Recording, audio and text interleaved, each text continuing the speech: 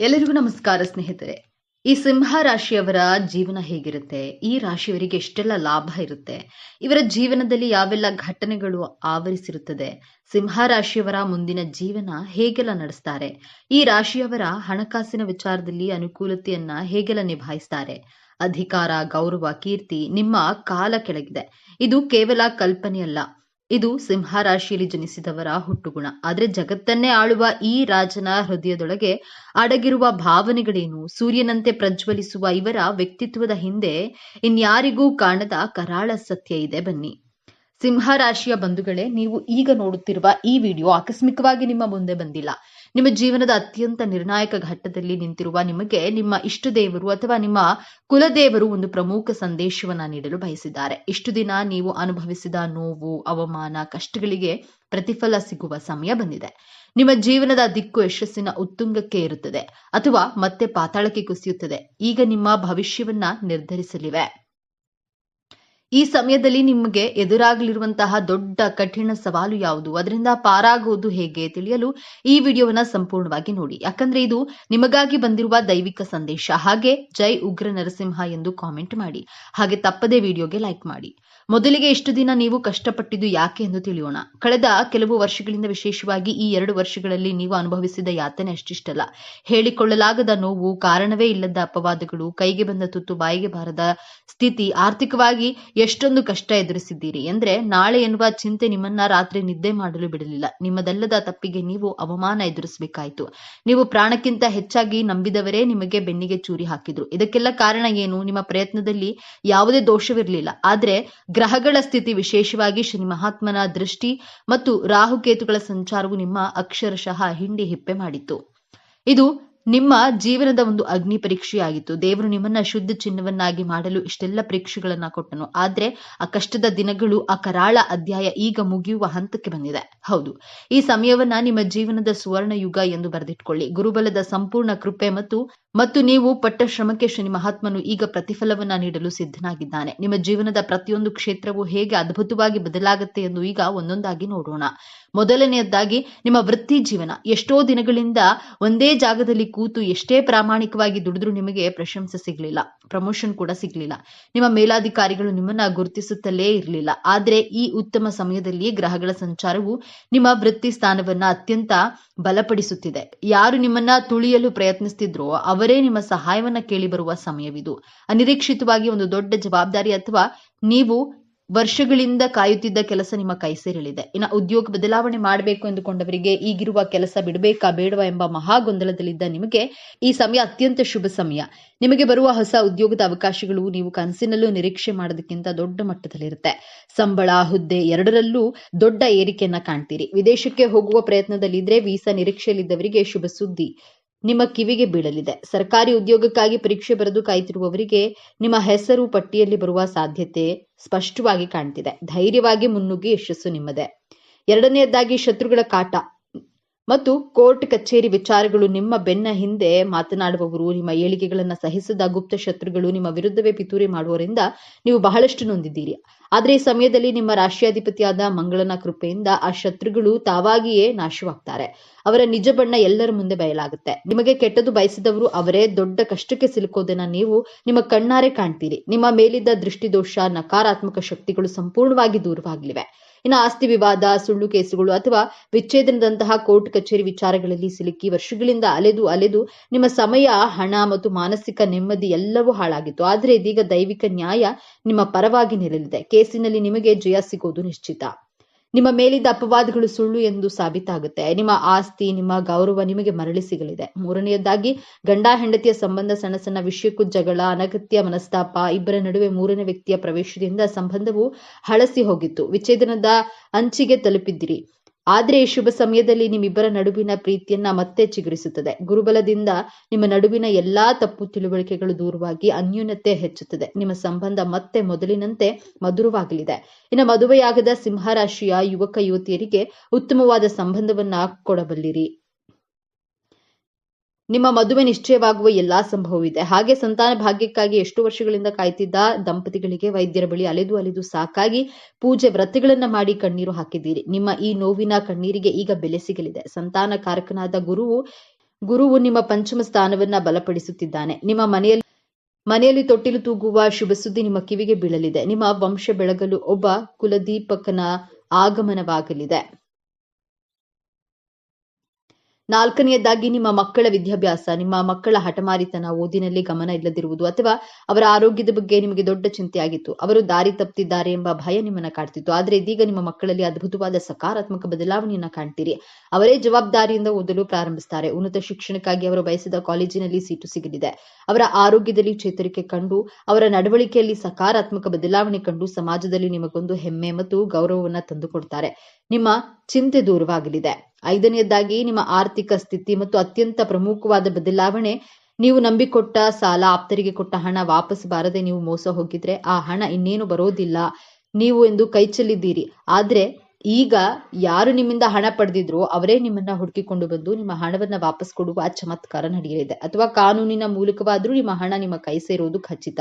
ಇಷ್ಟೇ ಅಲ್ಲ, ಅನಿರೀಕ್ಷಿತ ಧನಾಗಮನ, ಆರ್ಥಿಕ ಸಂಕಷ್ಟದಿಂದ ತತ್ತರಿಸಿ ಹೋಗಿದ್ದ ನಿಮಗೆ ಈಗ ನೀವು ನಿರೀಕ್ಷೆ ಮಾಡದ ಮೂಲಗಳಿಂದ ಬಹುಶಃ ಹಳೆಯ ಹೂಡಿಕೆಯ ಮೂಲಕ ಅಥವಾ ಪಿತ್ರಾರ್ಜಿತ ಆಸ್ತಿ ಪಾಲು ದೊರೆಯುವ ಮೂಲಕ ದೊಡ್ಡ ಮೊತ್ತದ ಹಣ ಹರಿವು ಬರಲಿದೆ. ನಿಮ್ಮ ಎಲ್ಲಾ ಸಾಲಗಳು ತೀರಿ ನೀವು ಸಾಲ ಮುಕ್ತರಾಗುವ ಸಮಯವಿದು. ಲಕ್ಷ್ಮೀ ದೇವಿಯು ನಿಮ್ಮ ಮನೆಯಲ್ಲಿ ಸ್ಥಿರವಾಗಿ ನೆಲೆಸುತ್ತಾಳೆ. ವ್ಯಾಪಾರ ವ್ಯವಹಾರದಲ್ಲಿ ಸತತ ನಷ್ಟ ಅನುಭವಿಸಿದ್ದು ಇನ್ನೇನು ಮುಚ್ಚಿಬಿಡಬೇಕು ಎನ್ನುವ ಸ್ಥಿತಿಯಲ್ಲಿದ್ದಾಗ ನಿಮಗೆ ಪೂರ್ವಜನ್ಮ ನೀಡಲಿವೆ.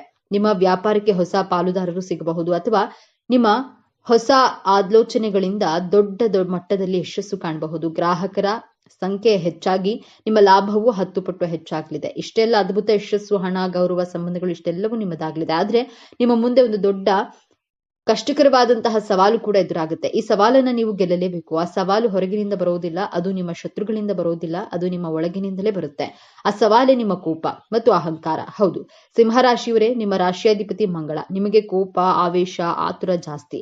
ಅನಿರೀಕ್ಷಿತ ಯಶಸ್ಸು, ಹಣ, ಅಧಿಕಾರ ನಿಮ್ಮ ಕೈಗೆ ಬಂದಾಗ ನಿಮ್ಮಲ್ಲಿ ನಾನೇ ಸರಿ, ನನ್ನಿಂದಲೇ ಇದೆಲ್ಲ ಸಾಧ್ಯವಾಯಿತು, ನನಗಿಂತ ದೊಡ್ಡವರು ಯಾರೂ ಇಲ್ಲ ಎಂಬಂತಹ ಅಹಂಕಾರ ತಲೆ ಎತ್ತಬಹುದು. ನಿಮ್ಮ ಕೋಪ ಹೆಚ್ಚಾಗಬಹುದು. ಈ ಸಮಯದಲ್ಲಿ ನಿಮ್ಮ ಆತುರದ ನಿರ್ಧಾರದಿಂದ ಅಥವಾ ನಿಮ್ಮ ಸಿಟ್ಟಿನ ಮಾತಿನಿಂದ ನಿಮ್ಮ ಆಪ್ತರನ್ನೇ, ವಿಶೇಷವಾಗಿ ನಿಮ್ಮ ಜೀವನ ಸಂಗಾತಿಯನ್ನೇ, ನಿಮ್ಮ ತಂದೆ ತಾಯಿಯನ್ನೇ ನೀವು ನೋಯಿಸಬಹುದು. ಒಂದು ದೊಡ್ಡ ತಪ್ಪಿನಿಂದ ನಿಮ್ಮ ಕೈಗೆ ಬಂದ ಭಾಗ್ಯವೆಲ್ಲವೂ ನಿಮ್ಮನ್ನ ಬಿಟ್ಟು ಹೋಗುವ ಅಪಾಯವಿದೆ. ಯಶಸ್ಸನ್ನ ಪಡೆಯೋದು ಎಷ್ಟು ಮುಖ್ಯವೋ ಅದನ್ನ ಉಳಿಸ್ಕೊಳ್ಳೋದು ಅದಕ್ಕಿಂತ ಮುಖ್ಯ. ಈ ಅಹಂಕಾರವೇ ನೀವು ಎದುರಿಸುವ ಅತಿ ದೊಡ್ಡ ಸಮಸ್ಯೆ. ಹಾಗಾದ್ರೆ ಈ ದೊಡ್ಡ ಸಮಸ್ಯೆಯಿಂದ ಪಾರಾಗೋದು ಹೇಗೆ? ಈ ಯಶಸ್ಸನ್ನ ಶಾಶ್ವತವಾಗಿ ಉಳಿಸ್ಕೊಳ್ಳೋದು ಹೇಗೆ? ಪರಿಹಾರ ತುಂಬಾ ಸರಳವಾಗಿದೆ, ಆದರೆ ಇದನ್ನ ನೀವು ಅತ್ಯಂತ ಶ್ರದ್ಧೆಯಿಂದ ಪಾಲಿಸಬೇಕು. ಮೊದಲನೇದಾಗಿ ಮೌನವನ್ನ ಅಭ್ಯಾಸ ಮಾಡಿ. ಅಂದ್ರೆ ಮಾತನಾಡುವ ಮೊದಲು 2 ಬಾರಿ ಯೋಚಿಸಿ. ನಿಮ್ಮ ಮಾತಿನಿಂದ ಯಾರಿಗೂ ಎಷ್ಟೇ ಸಣ್ಣವರಾದ್ರೂ ಅವರಿಗೆ ನೋವಾಗದಂತೆ ನೋಡ್ಕೊಳ್ಳಿ. ಎರಡನೆಯದಾಗಿ ನಿಮ್ಮ ರಾಶಿಯಾಧಿಪತಿಯಾದ ಕುಜನ ಉಗ್ರ ಸ್ವಭಾವವನ್ನ ಶಾಂತಗೊಳಿಸಲು ಪ್ರತಿ ಮಂಗಳವಾರ ಹತ್ತಿರದ ಆಂಜನೇಯನ ದೇವಸ್ಥಾನಕ್ಕೆ ಹೋಗಿ ಒಂದು ಹಿಡಿ ಬೆಲ್ಲವನ್ನ ದಾನ ಮಾಡಿ ಅಥವಾ ಅಲ್ಲಿರುವ ಹಸುವಿಗೆ ತಿನ್ನಿಸಿ. ಆಂಜನೇಯನನ್ನ ನಿಮ್ಮ ಕೋಪವನ್ನ ನಿಯಂತ್ರಿಸಿ ನಿಮಗೆ ವಿನಯವನ್ನ ಕರುಣಿಸುತ್ತಾನೆ.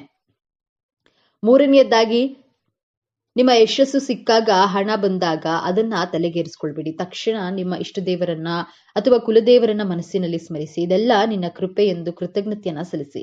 ಯಶಸ್ಸು ಬಂದಾಗ ತಲೆಬಾಗಿರಿ. ಈ ಒಂದು ವಿನಯದೊಂದಿಗೆ ನಿಮ್ಮ ಎಲ್ಲಾ ಭಾಗ್ಯವನ್ನ ನಿಮ್ಮ ಬಳಿಯೇ ಉಳಿಸುತ್ತದೆ. ಸಿಂಹರಾಶಿಯವರೇ, ನಿಮ್ಮ ಜೀವನವನ್ನ ಸಂಪೂರ್ಣವಾಗಿ ಬದಲಾಯಿಸುವ ಶಕ್ತಿ ಹೊಂದಿದೆ. ನಿಮ್ಮ ವಿಜಯದ ಆರಂಭವಾಗಲಿದೆ. ನೀವು ಅನುಭವಿಸಿದ ಪ್ರತಿಯೊಂದು ನೋವಿಗೂ ಈಗ ಪ್ರತಿಫಲ ಸಿಗಲಿದೆ.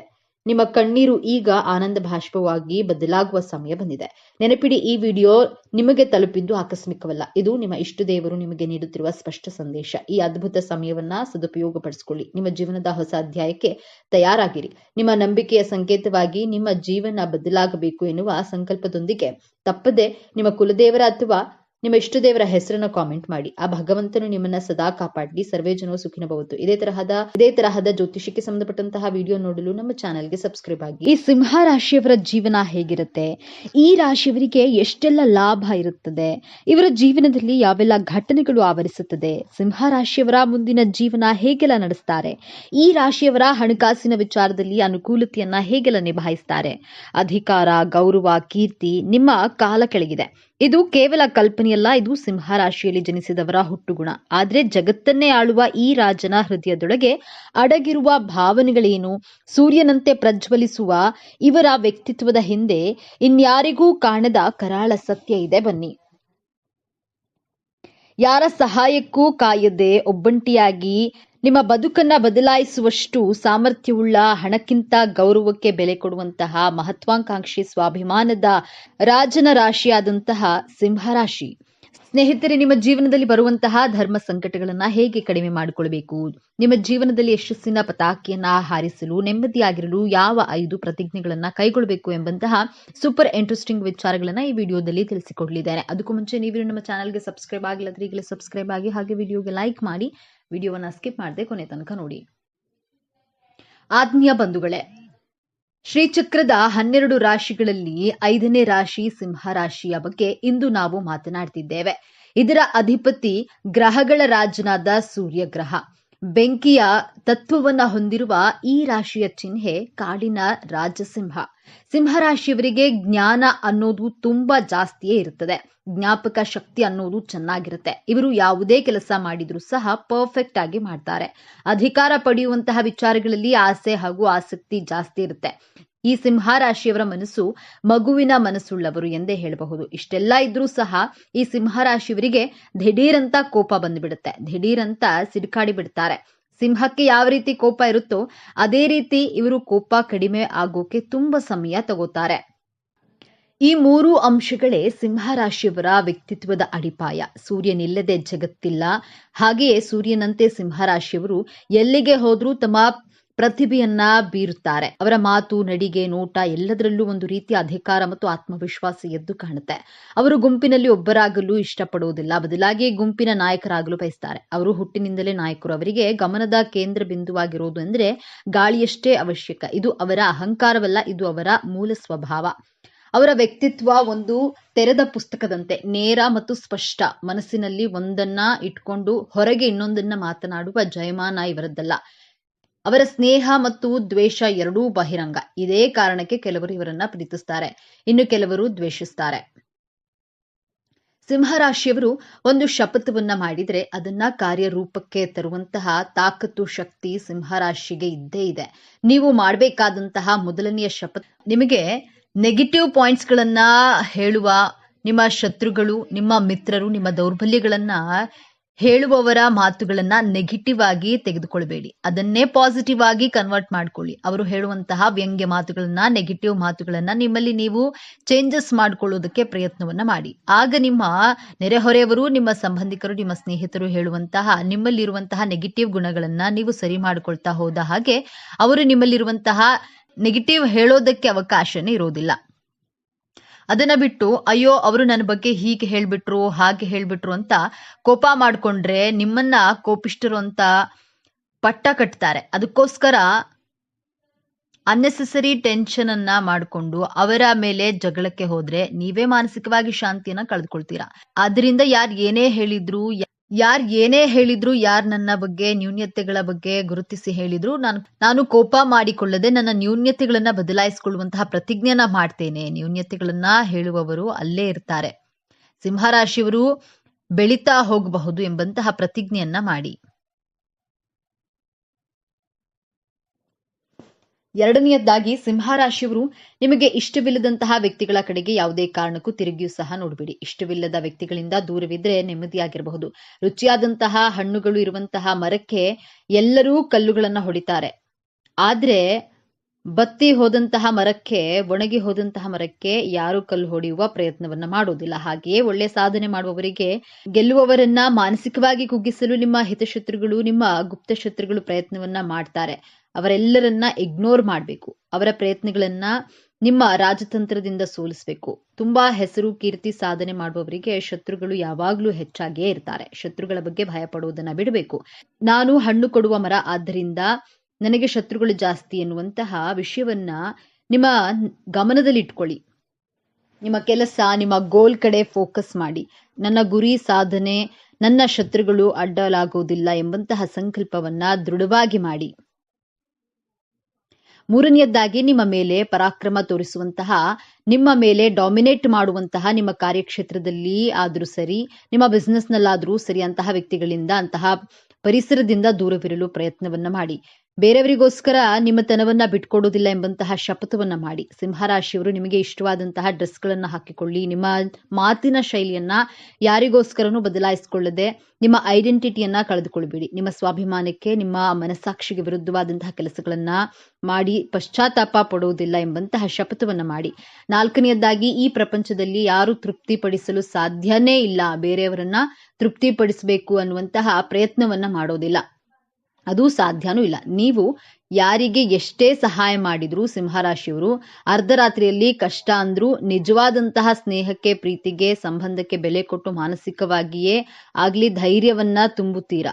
ಹೆಗಲಿಗೆ ಹೆಗಲು ಕೊಡುವಂತಹ ರಾಶಿಯವರು ಹಣದ ವಿಚಾರವೇ ಆದ್ರೂ ಸರಿ, ಮಾನಸಿಕವಾಗಿ ಆದ್ರೂ ಸರಿ, ಧೈರ್ಯವನ್ನ ತುಂಬಿದ್ರು ನಿಮ್ಮನ್ನ ಕೆಟ್ಟವರು ಅನ್ನುವಂತಹ ಭಾವನೆಯಲ್ಲೇ ಗುರುತಿಸೋದು. ನೀವು ಎಷ್ಟೇ ಸಹಾಯ ಮಾಡಿದ್ರು ಈ ಪ್ರಪಂಚದಲ್ಲಿ ಯಾರನ್ನೂ ತೃಪ್ತಿಪಡಿಸಲು ಸಾಧ್ಯವಿಲ್ಲ. ಆದ್ದರಿಂದ ಅವಶ್ಯಕತೆ ಇರುವವರಿಗೆ, ಬಡವರಿಗೆ, ನಿಜವಾದ ಸ್ನೇಹಿತರಿಗೆ ಮಾತ್ರ ನಿಮ್ಮ ಸಹಾಯ ಸಿಗಲಿ ಅನ್ನುವಂತಹ ಸಂಕಲ್ಪವನ್ನ ಮಾಡಿ. ಆದ್ರೆ ನಿಮ್ಮ ಒಳ್ಳೆಯತನಕ್ಕೆ ಗ್ರಹಗಳು, ದೇವರು ಖಂಡಿತವಾಗಿಯೂ ಪ್ರತಿಫಲವನ್ನ, ಪುಣ್ಯವನ್ನ ಕೊಟ್ಟೇ ಕೊಡ್ತಾರೆ. 5ನೇದಾಗಿ, ಜೀವನಕ್ಕಿಂತ ದೊಡ್ಡ ಶಾಲೆ ಇಲ್ಲ, ಸಮಸ್ಯೆಗಳಿಗಿಂತ ದೊಡ್ಡ ಪರೀಕ್ಷೆ ಯಾವುದೂ ಇಲ್ಲ, ಸಮಯಕ್ಕಿಂತ ದೊಡ್ಡ ಶಿಕ್ಷಕ ಯಾರೂ ಇಲ್ಲ. ಈ ಪ್ರಪಂಚದಲ್ಲಿ ನಿಮ್ಮ ಜೀವನದಲ್ಲಿ ಅದೆಂತಹ ಕಷ್ಟಗಳು, ಸಮಸ್ಯೆಗಳು ಬಂದರೂ ಅದನ್ನ ಮೆಟ್ಟಿ ನಿಲ್ಲುವಂತಹ ತಾಕತ್ತು, ಶಕ್ತಿ, ಸಾಮರ್ಥ್ಯ, ಧೈರ್ಯ ದೇವರು ನಿಮಗೆ ಹುಟ್ಟಿನಿಂದಲೇ ನೀಡಿರ್ತಾರೆ. ನಿಮ್ಮ ರಕ್ತದ ಕಣಕಣದಲ್ಲಿಯೂ ಹೋರಾಟ ಮಾಡುವಂತಹ ಶಕ್ತಿ ಇದೆ, ಸಮಸ್ಯೆಗಳನ್ನ ಮೆಟ್ಟಿ ನಿಲ್ಲುವಂತಹ ಶಕ್ತಿ ಇದೆ. ಆದ್ರೆ ನಿಮ್ಮ ಸಮಯ ಬರುವವರೆಗೂ ನಾವು ಸತತ ಪ್ರಯತ್ನವನ್ನ ಪಟ್ಟು ಕಾಯಲೇಬೇಕು. ಸಮಯಕ್ಕಿಂತ ದೊಡ್ಡ ಶಿಕ್ಷಕ ಈ ಪ್ರಪಂಚದಲ್ಲಿ ಯಾರೂ ಇಲ್ಲ. ಆದ್ದರಿಂದ ನಾನು ಧೈರ್ಯಗೆಡೋದಿಲ್ಲ ಎಂಬಂತಹ ದೃಢವಾದ ಪ್ರತಿಜ್ಞೆಯನ್ನ ಮಾಡಿ ನೋಡಿ. ನಿಮ್ಮ ಜೀವನದಲ್ಲಿ ನೀವು ನಂಬರ್ 1 ಆಗೋದನ್ನ ಯಾರಿಂದಲೂ ತಡೆಯಲು ಸಾಧ್ಯವಿಲ್ಲ. ನಿಮ್ಮ ಜೀವನಕ್ಕೆ ನೀವೇ ರಾಜರಾಗಿರ್ತೀರಾ.